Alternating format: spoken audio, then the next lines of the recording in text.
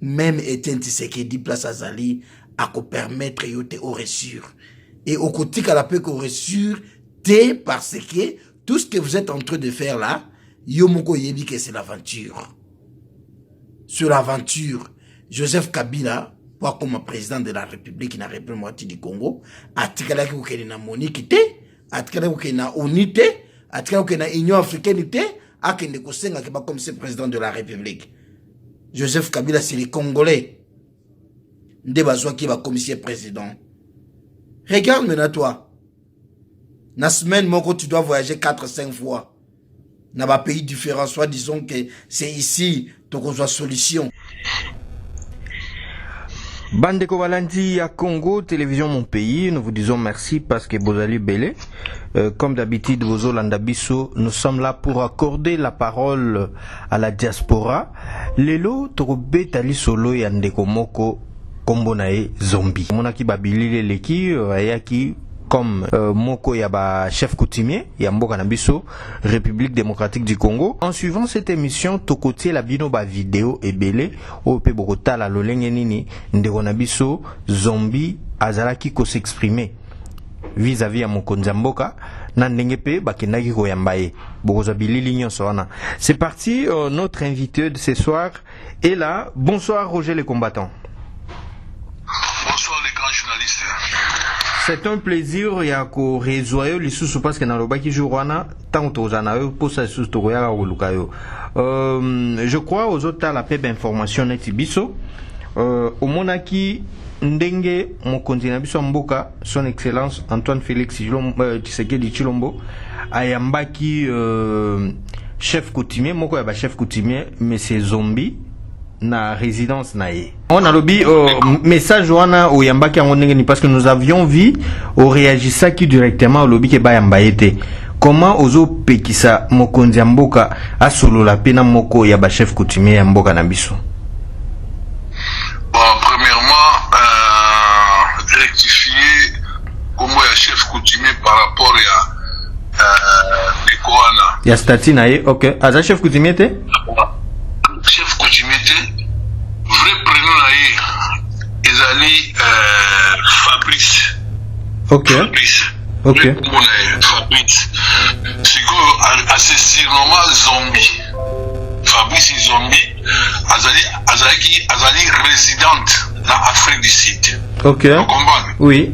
Donc pendant les moments difficiles où biso ba Congolais toyaki ko subir na kati ya République démocratique du Congo massacre ya ba Rwandais vers biso na est na ba dictature na mutu moko batiaka ye na tete ya mboka na biso politika Zembere Kanambe mwana Christophe Kanambe mama na ye Marcel Kambukuji résidente na Dubaï. Kanambe azali Rwandais niveau d'études na ye 3e primaire. Soki na lobi bongo mutu o batangani classe moko ezali Bosco Tangama lelo o aza arrêté na lae. Siko photo yeba siko Bosco Tangama lelo aza arrêté na lae. Par rapport à quoi? Par rapport à makambo babana wasana na Kanambe ko boma biso bino mo boyebi makambo eleki na mboka na biso. Ba manifestation bazo retirer ba population à bout portant. Alors que balobi dans l'article 5 de la Constitution la souveraineté appartient au peuple. Donc le peuple a le droit qui est dans le bien, à vivre bien, à mélanger bien, à bien, à manifester, à bomayer, à le droit à manifester. Tandis que Moutoua Zombie Fabrice, c'est un escroc à frapper. Oui, mais frapper. Bato bakosaka bato boye pour la copa mbongo buba ozombo boye bakimi ye soi-disant chef coutumier mais oza résidente na Dubaï yo somona président de la République ya mboka Congo par exemple président Félix Tshisekedi Tshilombo azarasko résidente par exemple na Maroc. Est-ce que ça a un sens? Écoute, dans le sens il faut à mboka na pas gérer makambu bien pour résoudre ba problème ya mboka na ya mboka oyo azuka Zombie wana aza chef coutumier te baza bato bakomaki bachalolise mpona kokumisa Hippolyte Kazembere Kanambe aza kopesa bango bambongo. Fabrice Zombi na Afrique du Sud musala na ezalaki oyo baba na kotinda ekuna parce que Afrique du Sud à l'époque il faut pas oublier que baba na ko soutenir Hippolyte Kazembele Kanambe a privilégié ba sud africain ba mambebele to bosa na te to ba mo ke yala toujours la barrage ya barrage ya Inga to ba mo ke to fournissera même énergie na ninga électricité to fournissera pe Afrique du Sud to bosa na ngote ke Inga to fournissera pe Rwanda kura o epelaka na Rwanda isa kura na biso sikoyo Zombi alekana ba etando na ba video oyo na kokutala ngobino moko abana kofinga président Félix Tshisekedi Tshilombo que yo jamais okokoma président yo ozokosa ba congolais oza eloko te il avait parlé de n'importe quoi comme quoi que non Hippolyte Kazembele Kanambe alias Kabila ndenge azali na Nzambe atinda ye mutakolongola ye azate kaka Nzambe azana ndenge akovanda kaka na libela mais chose grave lelo oyo Nzambe pe asali toki na ba élection président Félix a gagné azui a commis président mais loko zopesa kana mutu oyo afinga Félix mutu oyo abalai ko soutenir Hippolyte Kazembele Kanambe oyo aboma 20 millions de Congolais Hippolyte Kazembele Kanambe oyo a détruit le Congo oyo lelo botala mboka na biso lelo ekomi ila na kati ya tout ils ont dit en président Félix Albaga que mboka kufa tout le monde a battu mususu ba ali oyoki ba privilégier bango na makamususu ba bimisaka $50,000 par mois ba ina ba carte visa spéciale basi na bango ba na poto ba sala mais peuple là a souffrir à la mkana tongo amoni a yebi place ozali pati Hippolyte Kazembele Kanambe Ningazana aiba plus de 500 milliards bomoni na Tanzanie atonga ba université atonga ba cité est na Congo sani à part ba 5 chantiers boyo akaba kika ba poser ka pierre le Congo sala mati bakina ba poser pierre ko aérodrome tout c'est tout aéroport anji ba bongisango et salamati donc ba makambo o ezali ebele Maï, l'eau potable, c'est dans la fleuve Congo, mais tout dans la maïti. Donc, Maï, mon boulot. Et dans la commune, nous sommes sous couteau, la difficulté, mais là, donc, Maï, il m'a couteau. Alors, mais je suis bien haut. De l'eau, c'est la vie. Vous comprenez? Quand on va dans la maïti, et dans mon boulot, maïzate, koubezate, misala, boma, donc, makamutu, ekufa, Roger les combattants na kataona muke mais c'est parmi pe babiloko oyo ba ndeko ya opposition bazo reprocher na président Félix que jusque là peuple azo se retrouvé te bato kanisa ki ceux qui a eu pouvoir le peuple d'abord et kolongwa na slogan et comme asiko réalité jusqu'à présent bato pe bazo déclarer yangwana ndeza lokwa ba armes lourdes na bango. Les gars, c'est pour dire que les opposants, nous n'avons pas des opposants au Congo. Les Congos, nous sommes infiltrés. Opposant bazali zo ignorer nani mwana mboka Frank Diongo bazali wana ensemble na ba Moïse Katumbi baze belé bazana kati ya opposition ba Nemi Mwilanya bato PPRD ba Nemi Mwilanya Shadari bazana kati ya opposition.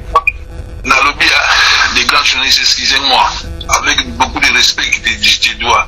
Néomi, Bachadari, Bango Motu Oyo, Bazaraki, pour soutenir Hippolyte Kazembele pour Abouma Mboka, pour Abouma Congolais. Vous comprenez? Et dans la Batouboni, Bakotisa Mabele, à part il y a Okumaboy, à part il y a Poison, Bademi, Bahira, Katina Bachadari, Franck Diongo à l'époque. Franck Diongo a expliqué qui est Franck Diongo. Franck Diongo, sous Bobeng est opposant, peut-être il y a 18 ans, le gouvernement est peut-être opposant à Bango. Les preuves années, Babengisa Franck Diongo na Hippolyte Kazembele Kanambe na Batunaye. Bazaki na besoin à travailler na Bango. Bakitei, bakute na Franck Diongo, aya akuta na Bango. Wana sa Hippolyte Kazembele Kanambe. basololi boyo ko travailler na biso Frank Diongo andima bakamati enveloppe akaki na mbongo bapesi Frank Diongo osoko landanga bien na olando très bien Frank Diongo tango Frank Diongo akei akomi na epa na ye azwi mbongo lobi lango ezaki prévu bakuta na Kanambe Frank Diongo azonga société akena kuta na Kanambe place guerre ya Kanambe na Frank Diongo ebandi ndenge ekenanga na baye ko tshela ye ba arme na lupango na ye baye ko kosela ye ba makambo azo na préparer soki rébellion soki penini ba makambo ebele ba kosela ka ye tinde ba mema Frank Diongo na prison Frank Diongo akota en prison est-ce que basambisa ka ba katela ka ni bakanga ba Frank Diongo bakanga ba Diomi bakanga ba Jekoko Muloba bazali na prison ata beli muta ata beli ba kopesa même ba ko privilégier même pas que akindi azota traitement non Frank tango Félix a eu pouvoir Félix a yego wabi la première des choses que moi je vais faire je vais libérer tous les opposants politiques d'abord Frank Diongo besoin qui liberté ba bibi Frank Diongo aleka na betando yemoko c'est lui même qui a fait sortir dans sa bouche que non en tout cas na Congo Frank Diongo oyo tangi yemoko mtaloba alobi soki ezalika abiso opposant mboko te azali oyo lelo akokwesa politique azimbeli Kanambe yemoko alobaki yango et puis alobi Félix asali Félix il faut tout soutenir ye il faut tous asima na ye donc les seuls mutu oyo monaki oyo na moni lelo oyo a tenir tête na politique azimbeli Kanambe ezali Félix Tshilombo oyo azwi pouvoir Frank Diongo même il a dit mais aujourd'hui Frank Diongo dit fait que bamakambo esalama azwi posete nini te Frank Diongo akomi kokopere na Soriano Danyonya alias Moïse Katumbi apesi bambongo po akoma koloba makambo contre Félix voilà et on a expliqué mais oui Sola ngana zonga makambo lokola o mutu obenga zombie Fabrice Zombie c'est un escroc il est même pas chef coutumier abomisa ba Congolais en Afrique du Sud akanisa ba Congolais en Afrique du Sud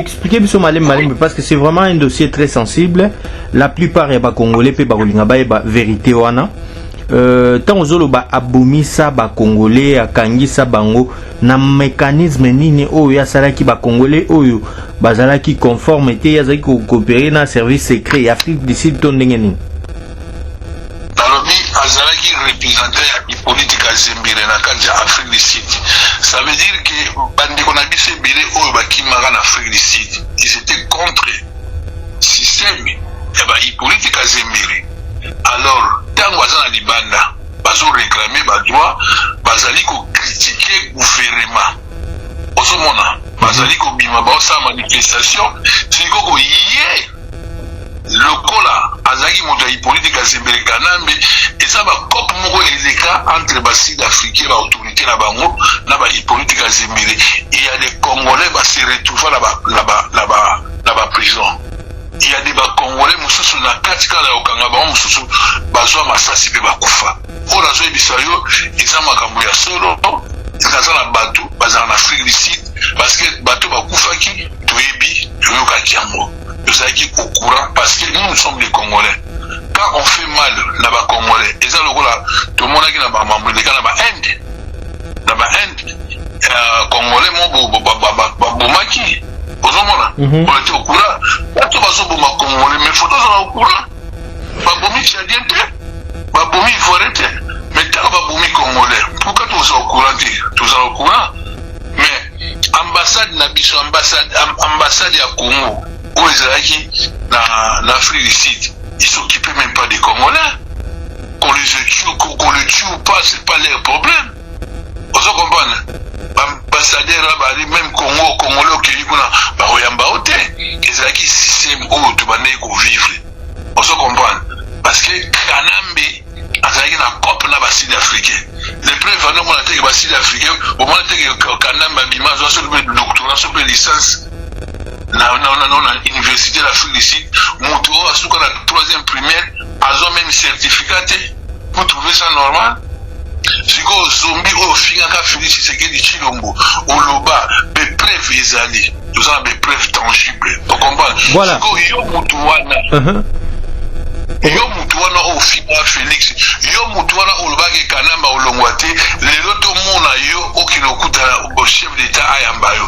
C'est pourquoi moi j'étais en colère contre qui? J'étais pas en colère contre mon président. J'étais en colère pour le protocole et le président. Vous comprenez? Parce que, pour notre talisayo, au moins les zombies, avant Akutana président Félix, akena kutana na Augustin Kabuya ou à la secrétaire général il y a IDPS. Vraiment c'est la honte. Comment on a une photo, on a si le monde qui va photo moi ils ont les réseaux sociaux. Et par après Félix Ake Koyamba Moutou, oyo tout le monde, oyo a craché sur la mort de papa Etienne, oyo a finga Félix, oyo aloba ke kanamba ko lingati. Alors Moutou on a pour nangai. Comment on a permis la président nangai? Parce que moi j'ai toujours soutenu mon président avant qu'il devienne président. Et aujourd'hui, le bon Dieu a fait grâce, il est devenu président. Je connais tout le monde qui a insulté mon président. Je connais tout le monde qui a traité mon président. Je connais tout le monde qui a soutenu les Rwandais Hippolyte Azembele Kanambe. Quand je les vois à côté de mon président, ça va me faire quoi? Ça va me révolter. Je vais cracher. Je vais dire. Je vais dénoncer. Voilà. C'est ça le but nanga. Oyo moni lelo, ba photo oya yé, ba vidéo là yé, c'est moi qui a partagé. Parce que nana za sniper. Sniper aza mutu moko awaya na formation oyo bino boza na mode. Moi je vis nana bi. Omoni les grands journalistes, bino boza na carte de la République démocratique du Congo. Moi je suis dans Libanda.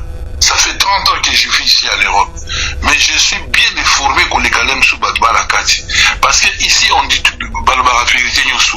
Bouzoba Oba Oba Sala Kuna. Tamba Mbongo Tamba Ibaga. Tamba Yara Otonga Batonga na Libanda. Tamba Osama na Libanda. Batoma Libanda Baosani. Baroyokati. Ba université Bangona Batonga na Tanzanie. Parce que na Tanzanie ba Congolais Bazati. Bazali.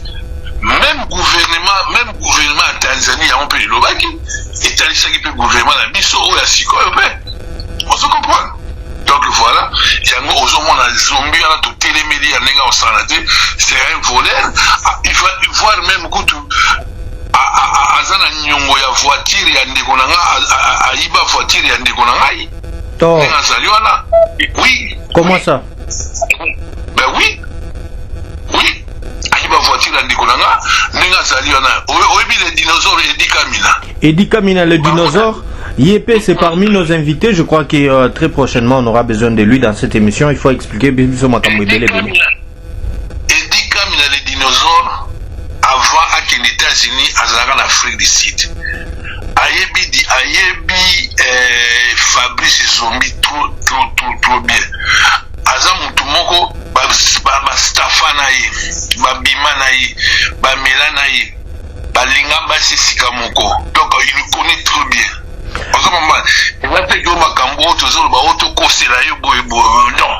Je crois Toko Lukape dit Kamina pour nous avoir témoignage naïe. Mais permets-nous un peu ya koyo kapé kota la vidéo oyo pour na plaisir à bateau nyosotu bazotala parce que ça va vraiment aider et puis rafraîchir la mémoire. Na bandeko nyoso tu bazomona to meka kotala ngo et puis tozonga lisusu.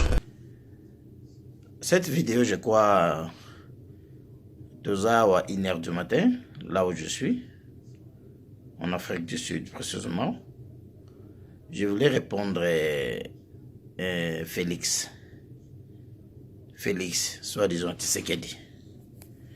En vraiment mon frère Félix Tshisekedi, tu n'as pas honte.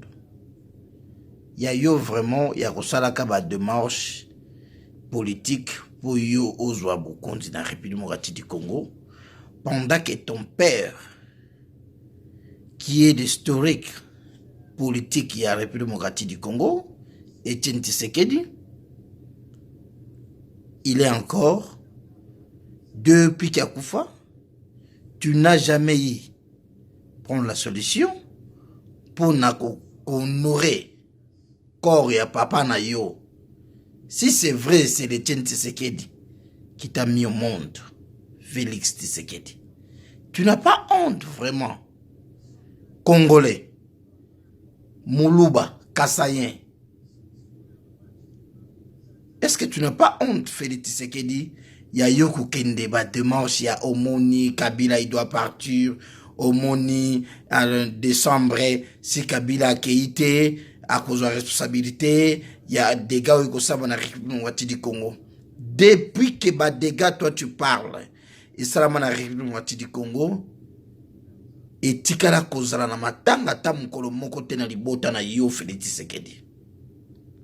Ni cousin na yo, ni nièce na yo, oyo tikala kokufa na ba dégâts oyo yo pour na intérêt na yo moko Félix Tshisekedi. Et donc pour toi, le dégât au Congo, hein, et ça la kayo bien, et ça la kayo malamu, puis tu parles calmement que voilà, si Kabila il part pas, à cause de responsable des dégâts au na Congo. Pendant que papa oyo a botio, papa oyo a keli yo a bimisio na mokili. Pour le lola taba costume wana, o mataba avion, o tambola, banda kufa, azana sema bele, et azana na notage ya nyongo ya Moïse Katumbi, na Belgique. Et toi, tu es toujours derrière de Moïse Katumbi. Et les gens te croient, et les gens te suivent dans la bêtise que tu parles. Et ils ne te posent même pas les questions par rapport à ton papa. Quelle est la solution qu'on peut prendre des dégâts au na Congo. Pendant que papa oyo a botio, papa oyo a keli yo a bimisio na mokili. Pour le lola taba costume wana, o mataba avion, o tambola, banda kufa, azana sema bele, et azana na notage ya nyongo ya Moïse Katumbi, na Belgique. Et toi, tu es toujours derrière de Moïse Katumbi. Et les gens te croient, et les gens te suivent dans la bêtise que tu parles. Et ils ne te posent même pas les questions par rapport à ton papa. Quelle est la solution qu'on peut prendre ensemble, nous les Congolais, pour qu'on aurait Tshisekedi? Eh non, toi tu n'as pas besoin de ça. Donc vous, ce que tu veux, c'est le pouvoir. Donc c'est le pouvoir. Donc pouvoir et l'équipe Papa Nayo et Tshisekedi na valeur. Et mon frère, même Etienne Tshisekedi place à Zali à ko permettre yote au reçur. Et au côté qu'à la peu qu'au reçur, parce que tout ce que vous êtes en train de faire là, Yomoko Yebi que c'est l'aventure. Sur l'aventure, Joseph Kabila, pour comme président de la République, na République du Congo, a tikala ki ukeni na Monique te, a tikala ki ukeni na ONU te, a tikala ki ukeni na Union Africaine te, a kende kosenga ki ba comme c'est président de la République. Joseph Kabila, c'est les Congolais. Nde bazwa ki ba commissaire président. Regarde maintenant toi. Na semaine, moko, tu dois voyager 4-5 fois. Dans un pays différent, soit disons que c'est ici ton solution, c'est ici ton solution. Mais solution propre, il y a mon toit bimisa on a mokili, ozo ko kozwa ngote. Soni. Ils a passé et Soni pona yo Félix Tshisekedi. Ils a vraiment sonné. Et puis tu portes le nom de Félix Tshisekedi. Et tu n'as même pas Félix Tshisekedi. Nkalombo. Eza soni makasi mon frère. Eza soni. Honoré nan tata na yo. Peut-être nanzela tata na yo na balit nyoso asana arrive le moitié du Congo et au peso quand même ata moi ou bien chance. Mais pendant que vous honorez papa na yo te, Félix, tu vas faire tout. Tu vas voyager partout que tu veux. Même les chefs traditionnels à Kabeyaka Mwanga. Même le chef traditionnel, il y a votre village. Moko oyo zali na bénédiction na ya zalité. Azalité. Et tout ce que tu fais là, pour na kokosa wa peuple congolais, parce que vous avez votre intérêt avec le Congolais 25% ou 30% Moïse Katumbi. Et donc pour vous, tu pensais que ba Congolais nyonso baza bazoba bazo comprendre les Congolais si va comprendre yo Félix Yokasoni yakora papa na yo yoka soni monsieur muta kolongola Joseph Kabila na République démocratique du Congo na pouvoir ezali nzambe na bakoko obatiakie tango mission na ekokoka Joseph il va partir ketoza wana na États-Unis on a fait le démarche, on a débloqué, on a bloqué, on a fait ça, on a fait fermer Union africaine la bouche, on a messieurs. Tu ne prends les Congolais comme banane bazoba na yo, ba Congolais bazoba na yo ba yo kaka ba aventure na yo ke ozo kende osala na poto.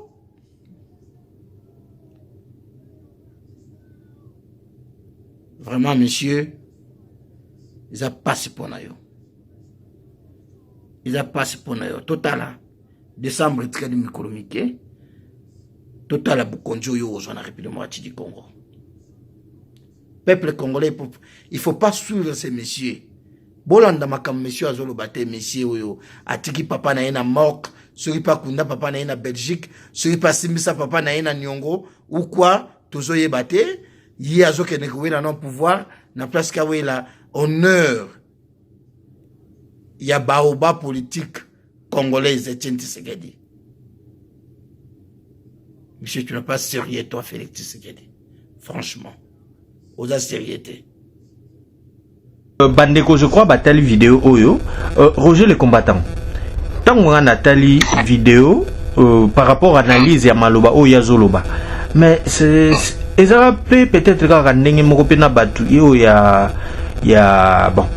LFCC et BLP bazali ko finga président Félix, mais à la fin des comptes ba travailler na ekaka en tant que président de la République, il doit travailler avec tout le monde pour nani ni yozo s'acharner kaka na Fabrice. Mais il y a une chose, moi je vais te dire, quand le président pourquoi le président a une initiative il a créé une union sacrée. Pourquoi j'ai une initiative une initiative à créer une union sacrée? Pourquoi? Parce que quand le président a été élu président de la République démocratique du Congo, il n'était pas majoritaire dans l'Assemblée, dans le Sénat. Pour ça comprendre. Donc, vu modification de la Constitution, il était dans l'obligation de travailler dans le gouvernement et la coalition. Vous comprenez? Donc, ça veut dire que le président a eu au bout de députés. Il y avait des députés nommés, il y avait des sénateurs nommés. Vous comprenez? Le président Azaïna choisi. Vous voyez, vous avez pouvoir. Si vous avez des députés là, vous avez quoi? Il faut battre ça à la côté du président pour tout développer Mboka, ce qui va l'ingaki. Mais il y a des députés, ils ont même pas voulu. Tout le monde a dit Mabunda, quand il était la présidente, il y a assemblée, quand il a propos, il était toujours contre le président. Aujourd'hui, Alexis Tambo, qui est président à Sénat, quand il a dit, abandonné pour le Canada, que non, voilà, pas destituer président. Vous comprenez? Donc, le président a travaillé dans la coalition, basé sur ça, la cloque à jambe. Il y avait même des ministres, parce que tant que les ministres, combien de fois, tant que le président du pouvoir, est-ce qu'il a formé le gouvernement Balamoko? Non. A formé le gouvernement. Ils ont combien de temps pour former le gouvernement? Les gars, ils sont yébi. Parce que, malgré que ce soit BBC, c'est pas possible, le président habité, boité. Si jusqu'à ce qu'on tombe dans l'accord, créer, ça risque au gouvernement. Il y a coalition. Le gouvernement, la coalition, bateau bazaki na ba ministre belé ezalaki FCC. On comprend? Du fait que bazaki majorité dans l'Assemblée la Sénat. Et puis ba ministère clé. Si vous dites ba finance, ba budget, ba nini, makambutu ezalaki bango. On comprend? Il y avait même des ministres au bazaki obéir même pas la président Félix Tshisekedi Tshilombo. Tu le sais. Même premier ministre. Hein? Oui, le premier ministre, voilà. Akenda, même vice-ministre, dans le manqué président. Tu le sais. Vous comprenez? Il faut jamais appeler chien. Vous comprenez? Comment Moutou a chef suprême, a élu, pour tout développer Moka. Babili sabi Moka Sugola et l'unité. Il faut lui saber mitano. Vous comprenez? Pour tout développer Moka, il faut dans un patriotisme. Il n'y avait pas de patriotisme, des fois où ils ont la carte de la République démocratique démocratique du Congo. Nini tout ça, armée Nabiso, ils ont infiltré dans 546 généraux rwandais au Bagina Kati. Ils ont tué des vrais militaires. Donc si aujourd'hui, en retraçant cette histoire, Roger le combattant, vous êtes aussi parmi ceux-là qui pensent que ceux qui guerrent à Est Lelo et persista, il y a une grande responsabilité aussi à armée Nabiso, où ils ont une volonté aussi s'habitumbana. Mais les grands journalistes, il y a une chose moi je vais te dire. Il y a la guerre qui s'oppose à l'Est et dans notre pays, mais par contre, celui qui était président, il n'arrive même pas à faire quelque chose pour arrêter la guerre.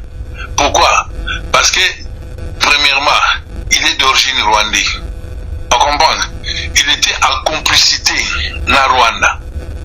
Avec la complicité dans Rwanda. Ça veut dire, bango il a dit l'armée na biso, le col a infiltré biso. Baotia bazo sala biso ici, on dit basoda na biso bazo bunda. Yobi ke ba mamu mamadou nala. Ouais ouais. Ba mamambou. Personnellement c'est général là. Au moins l'armée na biso est possible pour attaquer Rwandais. Siko bato bazo diriger armée na biso, c'est ça des bato ya ba Rwandais. Ali bazo ba pesi siko position ya armée na biso et pas ya Rwandais. Ba soda na biso bino bozo kende bonjoka basi basi ya déjà bo sutuka bato ba bimi bino asima ba tirer bino ba momi bino. On se comprend. Mais le temps Félix Aye, qu'est-ce qu'il a fait? Ensuite il faut état de siège. Abani na kokota kolande alika moko. C'est pas facile là.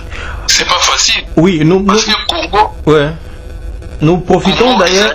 Ouais, nous profitons d'ailleurs pour rendre un vibrant hommage na ba konzi na biso ba gouverneur militaire où il y a vraiment au Batina Est en tout cas na musala kitoko bazo sala bien que musala ya état de siège et zone di mama pété du fait que bande kwebele pe kaka où il y a diaspora pour na bango ba état de siège wana ezaka fiasco donc eza makambo kaka Félix azo négocier na Kagame ezaka makambo Félix asa teki Congo pe na ndenge na ye donc ça dit il y a tant de versions.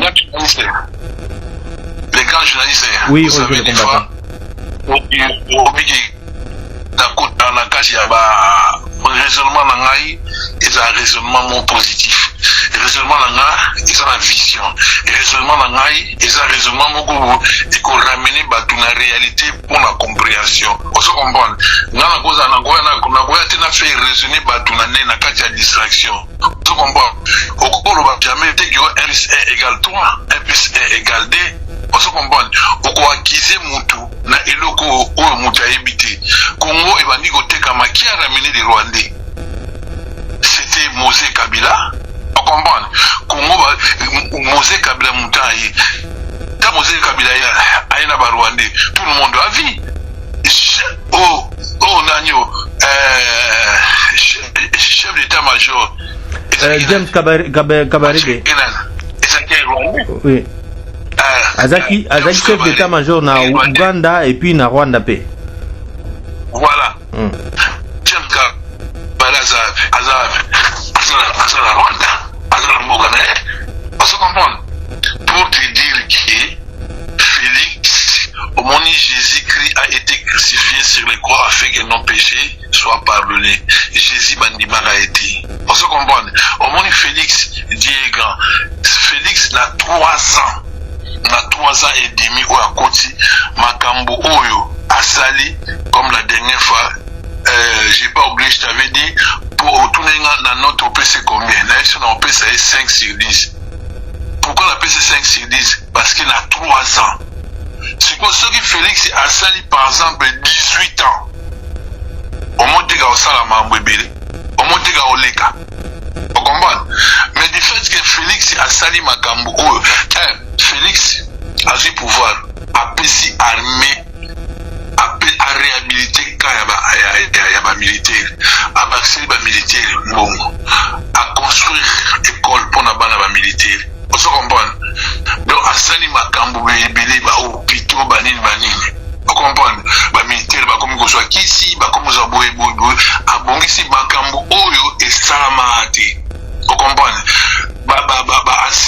toi-même tu le sais. Hein? Scolarité gratuite. Et ça a la constitution. Est-ce que bon, qui a monté? Mais Félix Abi, Azola Dama Makambo, oh, pour développer Mboka, oh, ils ont la carte de la constitution. Mais il y a mon monarchie. Hein? Tout le monde va battre Moussou, va aller, va école, Moussou qui va l'école à l'Ukuta. Hein? Tout ce monde a Moussou, Mbongo, on a dit que ça a moins séné, ça va cardinal. On se comprend. Bah, escroc, bah, école fictif. On y est bien, on se comprend. Bah, ça va Mbongo, bah, ça lia. On comprend. Au moment où Félix, comme on dit toujours, la démocratie, c'est l'expression de la liberté. On se comprend. On a vu que Félix Lelo a respecté même quatrième pouvoir. Oh, ils ont bien journaliste. On se comprend. Aujourd'hui, tout le monde passe à la télé, faire débat, critiquer Félix. Aussi longtemps que Félix, il est en train de bâtir un bon travail pour développer son pays. Mais Pero Loire, Zana Congo, te Akimi Congo. Kwa banga kita msuke ba ukanga ye. Nalobi na yo, omoni Pero Loire, omoni akota kiki a déraillé, alobi ba n'importe quoi, a continué à intimité, et comment qui outrage. Vous comprenez? Et comment qui outrage. Et puis Pero Loire, Sotali Congo c'est pas un vrai Congolais. Moi j'ai étudié à qui? J'ai obtenu mon diplôme d'état à Kinshasa. Mais n'a jamais goyoka moi la classe d'habitude comme Pero Loire.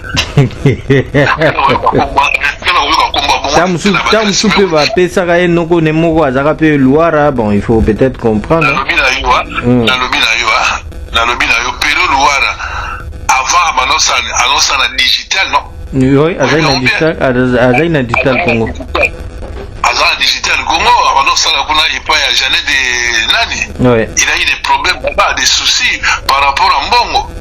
À un moment donné, à Mbongo, on est battu les ménagiers. On comprend? Fouté Mbongo, on a été. Mais Félix était rangé pouvoir.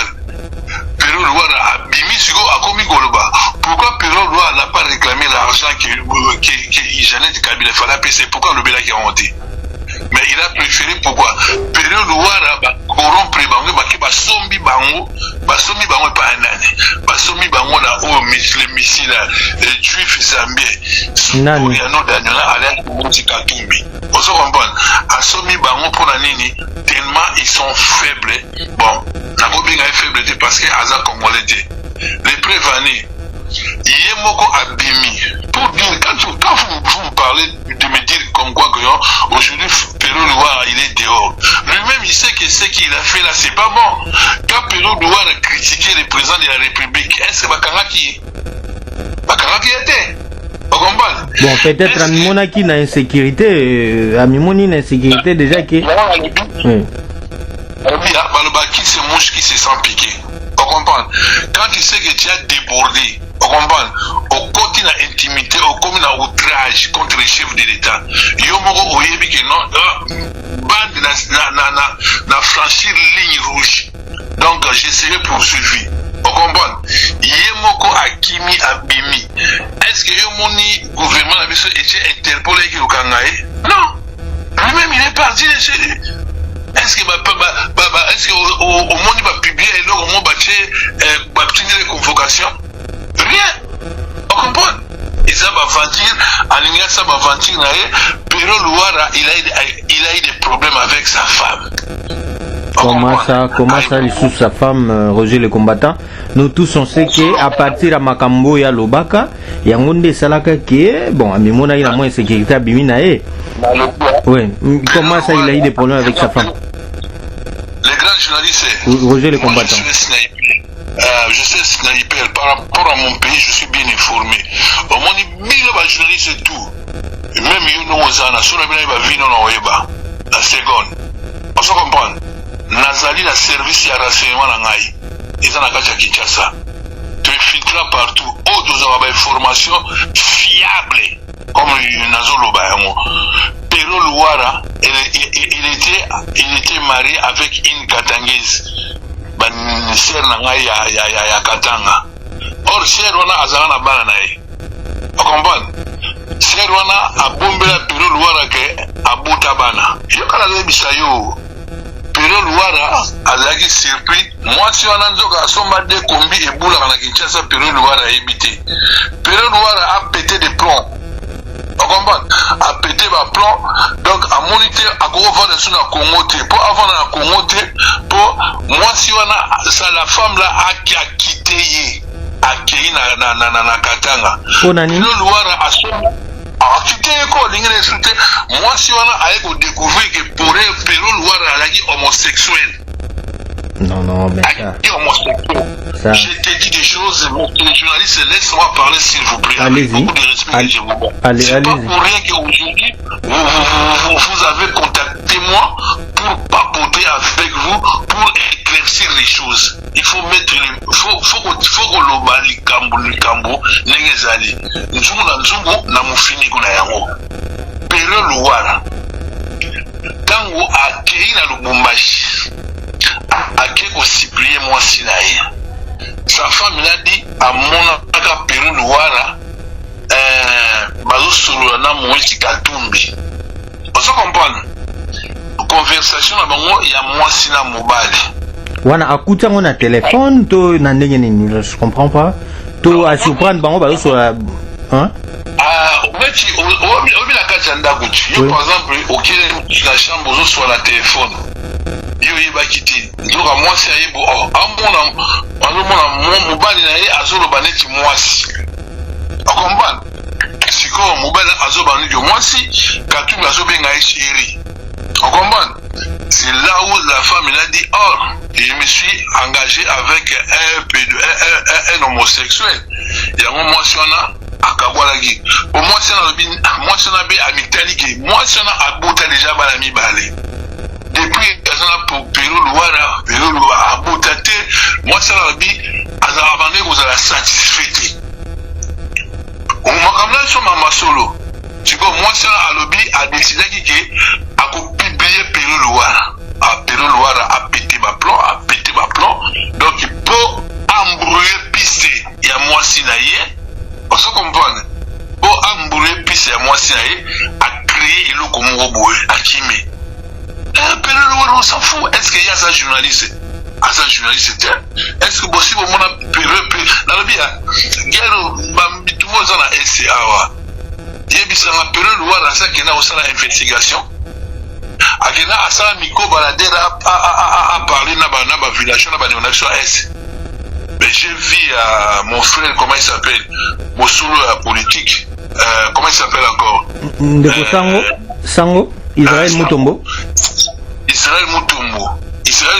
malgré Hermo Pasaki gaffe mo wakino baba n'importe quoi la côté Équateur na termina ga ya osana ko tuté na termina ga mabe qui a s'eskizaki na nenga coulisse yango pe Hermo bobabi bo soki muta reconnaître foot na Hermo fochaka makambango na se on a tiré pe na se comme à CRBC yango pe la comment hôtel mais et donc autant on a mon qui Israël Mutombo qui n'est na S j'étais très content de lui Balobi apprécier l'homme à son époque car l'ingratitude est condamnable les grands journalistes ceux qui m'ont sali comme mala mu fondi mai na web sur le mobo Olobi na sur le mobo le peuple n'a jamais été satisfait mutako saoti économie aux États-Unis pendant 60 ans ils allaient partir mais Donald Trump dans le pouvoir a tombé l'économie aux États-Unis.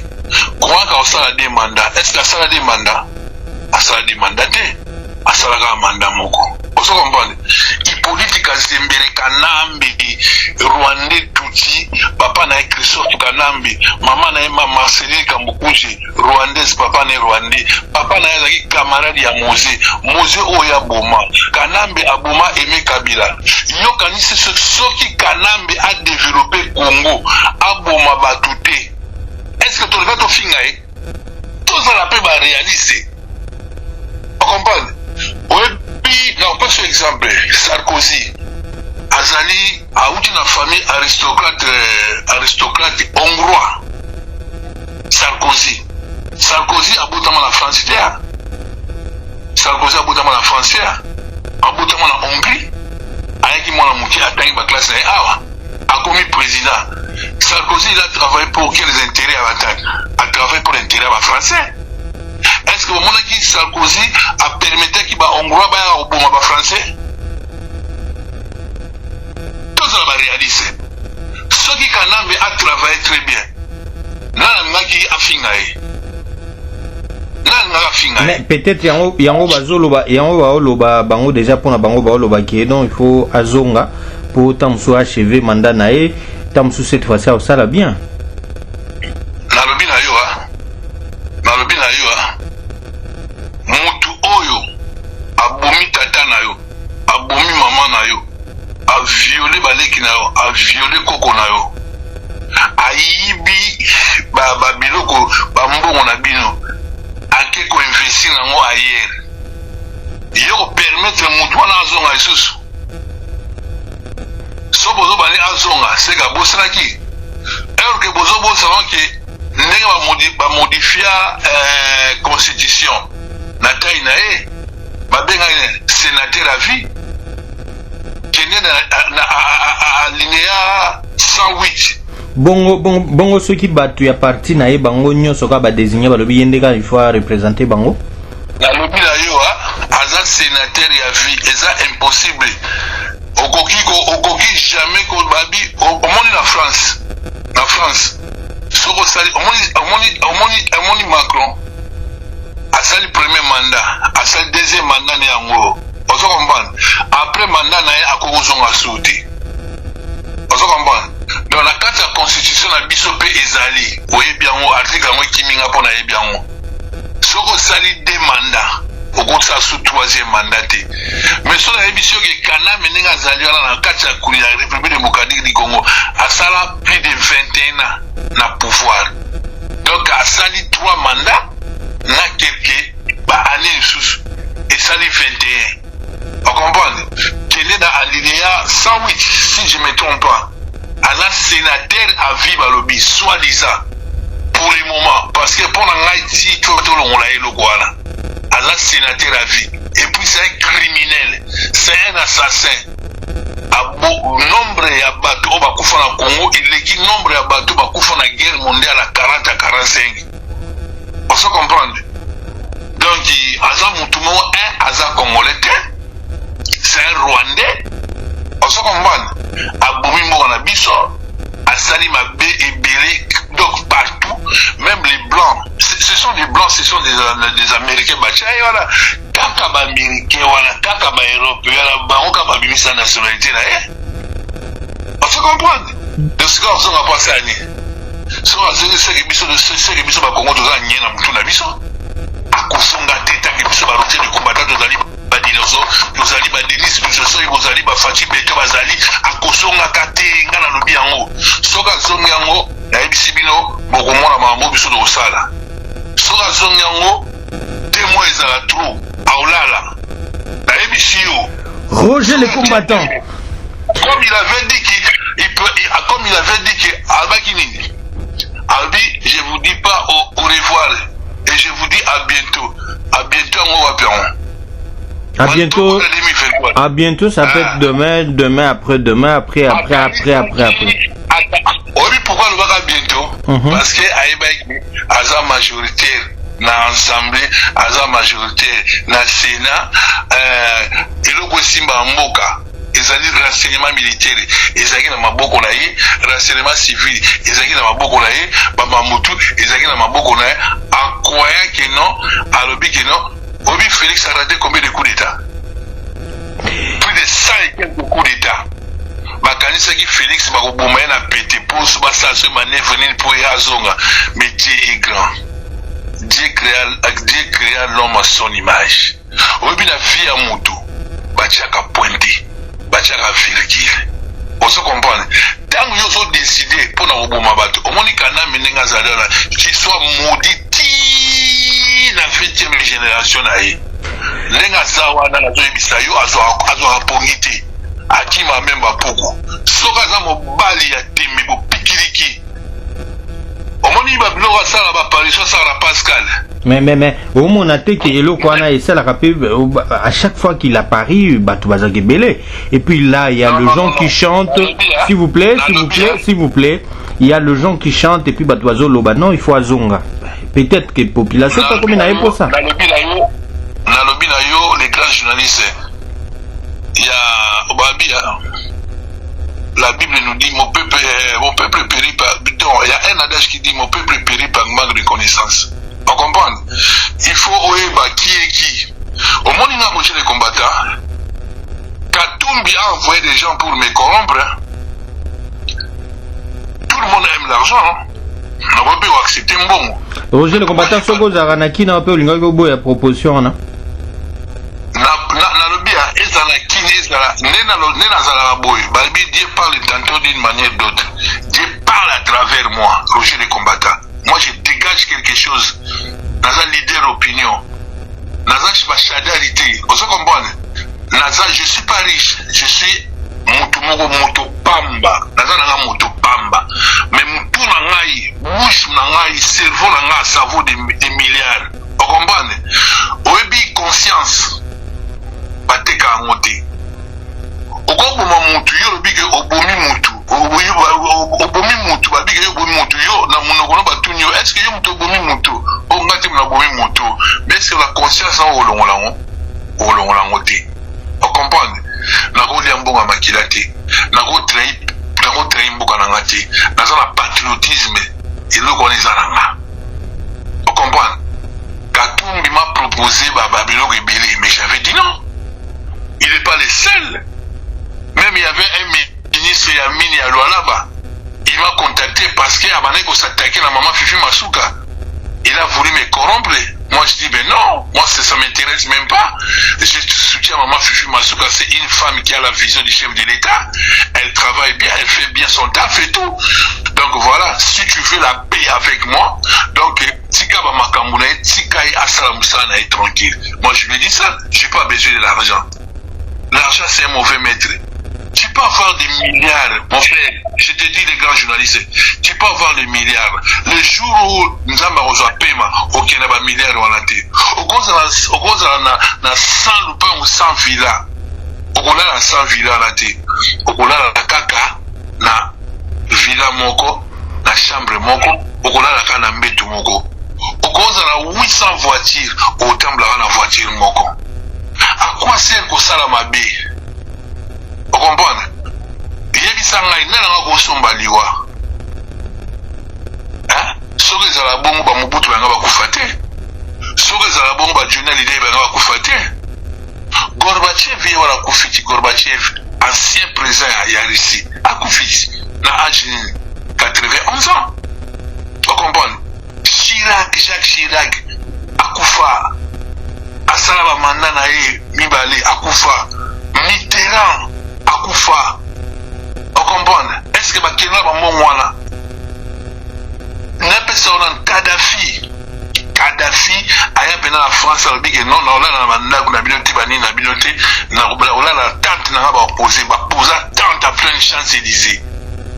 On se comprend? Les gens ça va puis. On comprend? Vanité de vanité. Po ba eba ke mbongo ba ba yibi ba osala ngolo moti. Ba osala ngolo moti. On se comprend. Ba osala ngolo moti. Donc tout respecter être humain. Babi Dieu créa l'homme à son image. On se comprend. Yo ozo bon mutu oyo nzambe asali ya pasi. On comprend? Bobomi batu, bosi ba milieu bosa la moni. Yebisanga. Bosa la moni. Merci beaucoup Roger les combattants, merci Naonyo Sotouti ko partagé. J'ose croire bandeko atali bilili, bandeko ba moni ba yokipe vérité. Vidéo OE to partageant partout ndeko zombie et si kanyon surtout zali soko kozwa vidéo wana, il y a un numéro qui est affiché. Oui. Voilà. Zombie. Merci. C'est toujours. Ouais. C'est toujours aussi Totu Nayope, hein. Est-ce que ceux qui zombie à lobby qui tout ça la émission Moko Yozalina et tu sauras l'affronter, qu'on répète pe marambo pe qu'on certifié hein? Bien sûr, moi je suis congolais de père et de mère, j'ai pas peur, j'ai peur de personne. C'est le bon Dieu qui m'a créé. Dieu m'a créé à son image. On comprend? La bouche là il est fait par rapport à quoi? Mon noko nzamba ça en point ni. Il y a un autre monde qui m'a kufa likuba kufaka et donc pour la liboso ça mon noko. Ndeko tu aso kotenga face à face na ngai na kona ko cycler benga même shadari benga même nani politique zembele benga nen bango tutia bangwana na ko beta bango. Merci Roger le combattant, c'est un plaisir pour nous de t'avoir. En tout cas, soki lisusu tozui likambo oyo ezosenga ki tozonga epai na yo, on n'hésitera pas à contacter yo. Merci pour la disponibilité na yo. Ouais, je suis toujours disponible, les grands journalistes, donc je salue Rosie la Queen, la PC Alfonso le Gaulois, la PC Moto, la PC Willy Kongolo Mote, la PC Rich Mwanzambote, donc la PC Congolais Nyosumote, sans oublier les grands sénateurs chinois, c'est les membres, toujours. Merci beaucoup, merci Roger les combattants, bonne soirée à vous.